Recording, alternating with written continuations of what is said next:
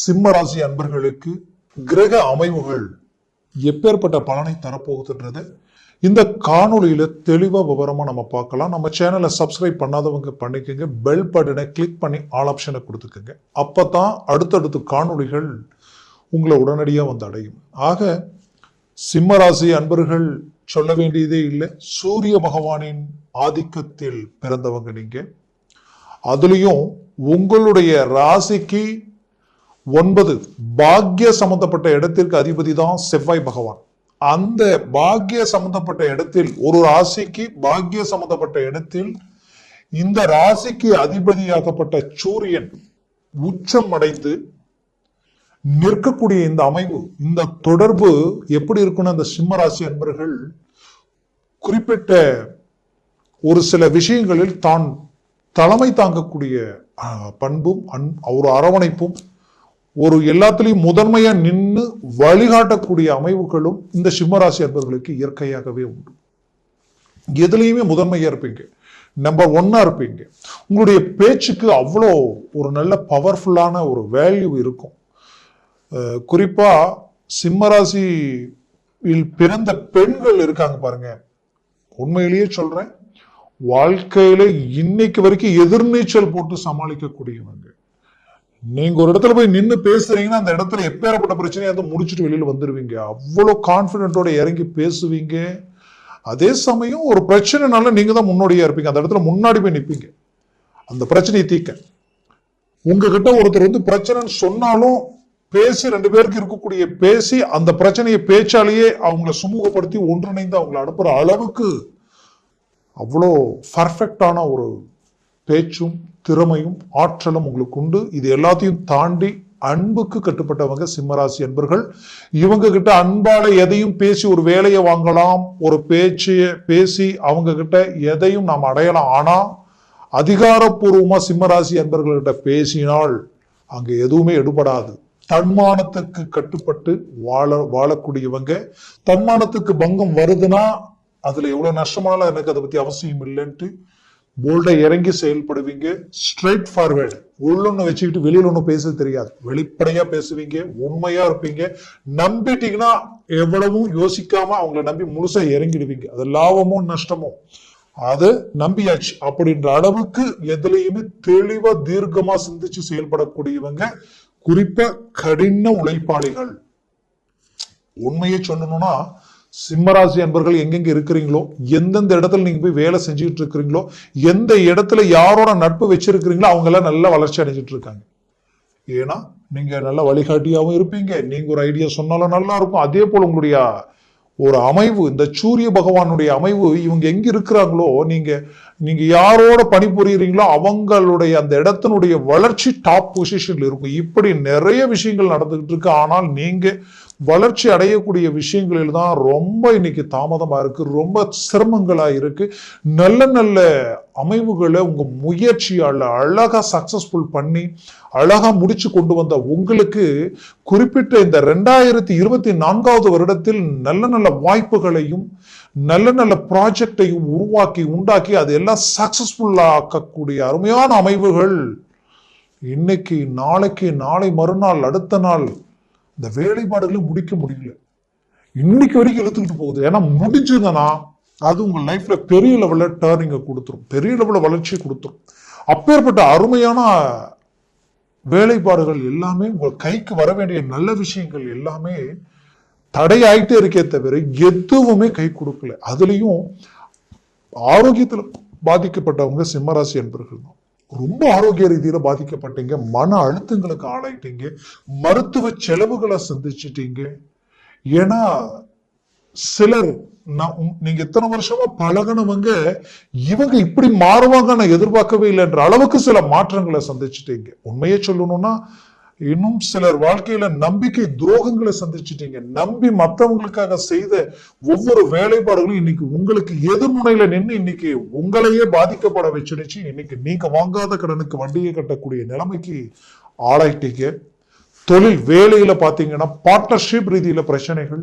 இந்த 2024வது வருடத்தில் தொழில் ரீதியில் அடுத்த கட்டத்துக்கு போக முடியல. ஏதோ ஒரு சரிவு, நஷ்டங்கள், பண நெருக்கடிகள், வாங்கின இடத்துல கொடுக்க முடியல, 10 ரூபா மிச்சம் வைக்க முடியல, கடன் கட்ட வட்டி கட்ட கடன் அதிகமாகுதே தவிர குறைய மாட்டேங்குது. ஒரு வீடு வாங்கவோ ஒரு பூமி வாங்கவோ அதற்குரிய முயற்சிகள் எடுத்த வரைக்குமே இது வரைக்குமே எதுவுமே கை கொடுக்கல என்ற ஒரு மன அழுத்தம் உங்களுக்குள்ள. ஆக மொத்தத்துல உங்களுடைய திறமைக்குண்டான வளர்ச்சி இந்த இடத்துல கிடைக்கலையே. ஏன்னா ரொம்ப நாளா பாடுபட்டு இருக்கிறீங்க, கஷ்டப்பட்டு இருக்கிறீங்க, உழைச்சிக்கிட்டு இருக்கிறீங்க, நல்ல வேலையில இருக்கிறீங்க. ஆனா அந்த நல்ல வேலையில உண்டான அடுத்த கட்ட இம்ப்ரூவ்மெண்ட், உங்களுடைய சம்பள உயர்வும் சரி, ப்ரமோஷனும் சரி கிடைக்கலையென்ற வருத்தத்தோடு இருக்கக்கூடிய நிலைமை 2025 கிடைக்க வேண்டிய நல்ல விஷயங்கள் எதுவுமே தடைப்பட்டு நிற்குது.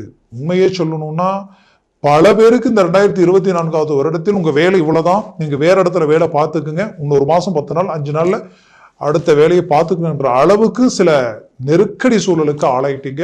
அடுத்த வேலைக்கு உண்டான இன்டர்வியூல அட்டன் பண்ணியிருப்பீங்க, எதுவுமே கை கொடுக்காத ஒரு நிலைமை. அதுவும் பார்த்தா அட்டன் பண்ணிட்டு வந்ததுக்கு அப்புறம் எந்த ரிசல்ட்டுமே இது வரைக்கும் சொல்லாத நிலைமை. இப்படி நிறைய விஷயங்களுக்கு மன அழுத்தங்களுக்கு இல்ல இருக்கக்கூடிய உங்களுக்கு 2025 இந்த தொடக்கத்தில் சரியா பாத்தீங்கன்னா குரு பகவான் வக்ர நிபத்தி ஆகிறாரு ஜனவரி மாசம் 5ஆம் தேதி. இது ஃபர்ஸ்ட் பாசிட்டிவ். ஏன்னா குரு வக்ர நிலையில் இருந்துட்டாலே ஒன்றும் புரியாது. உங்களுடைய நிலை, உங்களுடைய முடிவுகள், உங்களுடைய சுய யோசனைகளை எதையுமே எடுத்து செய்ய முடியாத நிலைமைக்கு ஆளாயிடுவீங்க. 5ஆம் வீட்டிற்கு அதிபதி பஞ்சமாதிபதி பிளாக் ஆன மாதிரி, பஞ்சமாதிபதி பிளாக் ஆயிட்டாலே குழந்தைங்களுடைய எதிர்காலம் பிரேக் ஆயிடும். அவங்களுக்குரிய எந்தெந்த ஒரு விஷயங்கள் செய்தாலும் அந்த விஷயங்கள் எல்லாமே டிராப் ஆயிடும். அதுல ஒரு இம்ப்ரூவ்மெண்ட் தேட முடியாது. திருமண விஷயங்களில் நிறைய சிக்கல்கள் அவங்க சந்திக்கக்கூடிய நிலைமைகள் உண்டாயிடும்.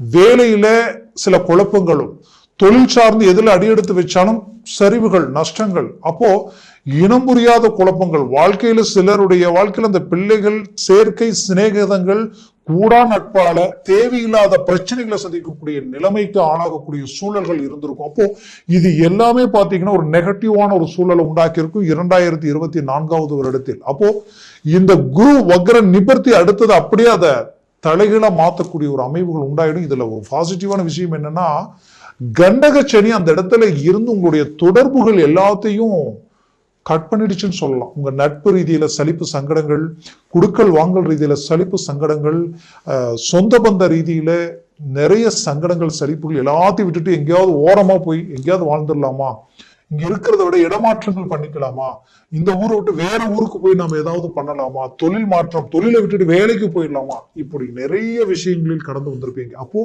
உங்களுக்குரிய இந்த 2025 வருடத்தில் சனி பயிற்சி ஆக போகுது. பட் அது அஷ்டம சனி தான், இல்லாம இல்ல. ஆனால் ஒரு புறம் அஷ்டமச்சனியா இருந்தாலும் மே மாசம் 15ஆம் தேதி பாத்தீங்கன்னா குரு பகவான் அழகா லாபஸ்தானத்துக்கு வந்துடுவார், 11ஆம் வீட்டுக்கு வந்துடுவார். அந்த குரு பகவான் பார்வை விழக்கூடிய இடம் 7ஆம் வீட்டுல விழுது. 7ஆம் வீட்டுல விழுந்தாலே நல்ல விஷயங்கள், சுபகாரியங்கள் நடக்க போகுதுன்னு அர்த்தம். அந்த 7ஆம் பாவம்ன்றது என்ன, உங்களுடைய தொடர்பு, உங்களுடைய நட்பு ரீதியில் இருக்கக்கூடிய நண்பர்கள், சொந்த பந்தம், உங்களுடைய கிளைண்ட், வாடிக்கையாளர்கள் எல்லாமே திருப்தி அடையக்கூடிய ஒரு சூழல் வந்துடும். எல்லாமே உங்களை நெருங்கி வரக்கூடிய, இத்தனை நாள் நீங்க தேடக்கூடிய நிலைமை இப்ப எல்லாரும் உங்களை தேடக்கூடிய சூழல் உருவாயிடும். ஒண்ணு. ரெண்டாவது வந்து பாத்தீங்கன்னா அடுத்தது அதே இடத்துல உங்களுக்கு இந்த குரு பார்வை விழக்கூடிய இடம் பாத்தீங்கன்னா உங்களுக்கு வந்து மே மாசத்துக்கு மேல சொல்றேன் நானு, டைரக்டா விழக்கூடிய இடம் உங்களுடைய 3ஆம் பாவத்துல விழுது. முயற்சி, வெற்றி, சக்சஸ்ஃபுல் எல்லாமே உங்களுக்கு சகாயம் உங்களுக்கு கிடைக்க போகுது. அப்போ உங்களுடைய முயற்சி ஸ்ட்ராங் ஆகும், உங்களுடைய தைரியம் அதிகரிக்கும். அடுத்தது வந்து பாத்தீங்கன்னா உங்களுடைய சக்சஸ்ஃபுல் எல்லாத்துலயுமே சக்சஸ்ஃபுல் சகாயங்கள், நட்பு ரீதியில சகாயங்கள் கிடைக்கும், தொழில் ரீதியில பார்ட்னர்ஷிப் ரீதியில சகாயங்கள் கிடைக்கும், உறவினர்கள் உங்களுக்கு கை கொடுக்க ஆரம்பிக்கக்கூடிய நிலைமை உருவாயிடும். அப்போ அந்த 3ஆம் பாவம் உங்களுக்கு பலம் பெறுது. அடுத்தது பாத்தீங்கன்னா இந்த குரு பார்வை விழக்கூடிய இடம் டைரக்டா பஞ்சமஸ்தானத்துல விழுது. நான் முதலே சொன்ன பிள்ளைகளுடைய வாழ்க்கையில் இருக்கக்கூடிய சிக்கல்கள் குரு பார்வையால மே மாசத்துக்கு மேல ஒரு நல்ல கிளாரிட்டி கிடைச்சிடும், அருமையான கிளாரிட்டி கிடைச்சிடும். ஆனா ஜனவரிக்கு மேல ஓரளவுக்கு நியூட்ரல் ஆயிடும். இப்ப இருக்கிற பிரச்சனை இருந்து நியூட்ரல் ஆகும். மேற்கு மேல ஒரு டாப் பொசிஷன்ல ஒரு வளர்ச்சி கிடைக்க ஆரம்பிச்சிடும். நல்ல இம்ப்ரூவ்மெண்ட் எல்லா விதத்திலையும் ஒரு நீங்க பூரிப்படைகிற அளவுக்கு அவங்களுடைய கல்வியும் சரி, லைஃப் வாழ்க்கை, திருமண லைஃப்ல பாதிக்கப்பட்ட அந்த வாழ்க்கையும் சரி, வேலை தொழில் சார்ந்த ரீதியிலையும் சரி, ஆரோக்கிய ரீதியில சிலருக்கு பாதிப்புகள் இருந்தாலும் அதுலயும் கிளாரிட்டி கிடைச்சிடும். ஆக மொத்தத்தில் சிம்மராசி அன்பர்களுக்கு இந்த விதத்துல ஒரு நல்ல சக்சஸ்ஃபுல் கிடைக்கும் போது புத்திர பாக்கியமே இல்லைங்க, கல்யாணம் ஆகி ரொம்ப நாளா நினைக்கிறவங்களுக்கும் அந்த பஞ்சமஸ்தானத்தில் குரு பார்வை டைரக்டா 180 டிகிரியில விழுறதுனால அந்த சக்சஸ்ஃபுல் அந்த இடத்துல கிடைச்சிடும். குறிப்பா சிம்மராசி அன்பர்களுக்கு 3ஆம் பாவத்துல விழக்கூடிய இந்த விஷயத்தால உங்களுக்கு பின் சகோதரருக்கு சகோதரிக்கு திருமண வாழ்க்கையில பாதிப்பு இருந்தால் அது சரியாயிடும், அவங்களுக்கு திருமண மேன்மைகள் உண்டாயிடும். அடுத்தது குரு பார்வை விழக்கூடிய இடம் 9ஆம் பாவம். 9ஆம் பாவம் இல்லை, உங்களுடைய அதாவது உங்களுடைய பஞ்சமஸ்தானமும் அவருடைய பார்வை விழக்கூடிய இடம் 3ஆம் பாவமும். அடுத்தது பாத்தீங்கன்னா அவருடைய பாவம் அதாவது உங்களுடைய 7ஆம் பாவத்துல விழுது.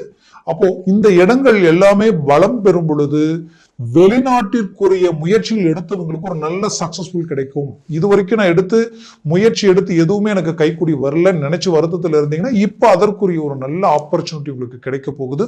மூவ் பண்ணுங்க, 100% ஒரு நல்ல சக்சஸ். வெளிநாட்டில் நான் இருக்கிறேன், நல்லா தான் இருந்தது, ஆனா குறிப்பிட்ட காலகட்டங்களிலிருந்து சில பிரச்சனைகளை சந்திச்சுட்டு இருக்கிறேன், இதற்கு ஒரு தீர்வு கிடைக்குமான்னு எதிர்பார்க்கிறவங்களுக்கு குரு பகவானது பெயர்ச்சி மிகுதியான பலனை அளிக்கும்.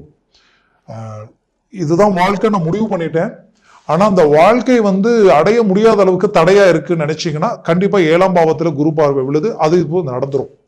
அடுத்தது புத்திரபாகியம் கிடைக்கலாம்னு கிடைச்சிடும். அடுத்தது 3ஆம் பாவம் உங்களுக்கு பலமா இருக்கு, நீங்க எடுக்கிற முயற்சிகள் எல்லாமே சக்சஸ் அளிக்க போகுது. சனி பகவான் அஷ்டமஸ்தானத்துல இருக்கிறதுனால நீங்க செய்யக்கூடாத விஷயங்கள் என்னன்னா வண்டி வாகனங்களை எடுக்கிறது தவிர்க்கணும். அடுத்தது உங்களுக்கு பாத்தீங்கன்னா பெரிய லெவல்ல அகலக்கால் வச்சு எதையும் செஞ்சிட வேண்டாம், இருக்கிறத வச்சு அடுத்த கடத்து கொண்டு போக முயற்சி எடுக்க.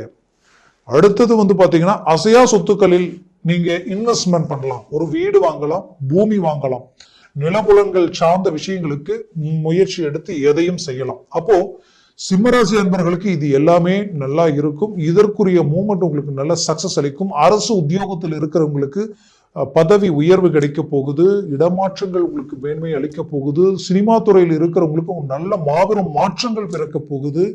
டெக்ஸ்டைல்ஸ் துறையில் இருக்கிறவங்களுக்கும் சரி, ரியல் எஸ்டேட் சம்பந்தப்பட்ட பிசினஸ் செய்யறவங்களுக்கு இது வரைக்கும் ரொம்ப டிராப்பா இருந்தது, ரொம்ப ரொம்ப ரொம்ப என்னன்னே தெரியல, இந்த மாதிரி இருந்ததே இல்லை, இந்த நிலை யாருக்குமே வரக்கூடாது அப்படின்ற அளவுக்கு சில பாதிப்புகளை சந்திச்சிருப்பீங்க. அது இதற்கு மேல உங்களுக்கு அப்படியே அதனுடைய ஒரு இம்ப்ரூவ்மெண்ட் உங்களுக்கு கிடைக்கும். மொத்தத்தில் இந்த காலகட்டங்கள் உங்களுக்குரிய ஒரு காலமாக இருக்கும். சிம்ம ராசி அன்பர்களே, வாழ்க்கையில எத்தனையோ சிரமங்களை கடந்து இன்னைக்கு ஏதாவது ஒரு வாய்ப்பு கிடைக்குமா, ஏதாவது ஒரு நல்ல நேரம் பிறக்குமா, இந்த இடத்துல இருந்து ஒரு பெரிய லெவல்ல நம்ம சாதிச்சிடலாம் அப்படின்ற எதிர்பார்ப்புல இருக்கிற உங்களுக்கு சரியான நேரம் உங்களுக்கு அமைச்சு வந்திருக்கு. முயற்சி எடுங்க, ஒரு நல்ல மேனேஜ்மெண்ட்டை உண்டாக்கிடுவீங்க. தந்தைக்கும் பிள்ளைக்கும் இருக்கக்கூடிய பிரச்சனைகள் எல்லாம் நீங்கி சுகமூகமான ஒரு நல்ல வாழ்க்கையை வாழக்கூடிய அருமையான கால அமைவுகளும், கணவன் மனைவிக்குள்ள இருக்கக்கூடிய பிரச்சனைகள் விலகி ஒரு நல்ல இயல்பு நிலைக்கு நீங்க மற்றவங்களுக்கு ரோல் மாடலா இருக்கிற அளவுக்கு ஒரு நல்ல வளர்ச்சி கிடைக்கக்கூடிய வாய்ப்புகளா இந்த காலகட்டங்கள் உங்களுக்கு அமைய போகுது. மொத்தத்தில் நினைச்சதை சாதிப்பீங்க, நினைச்ச இலக்கு அடைய போறீங்க.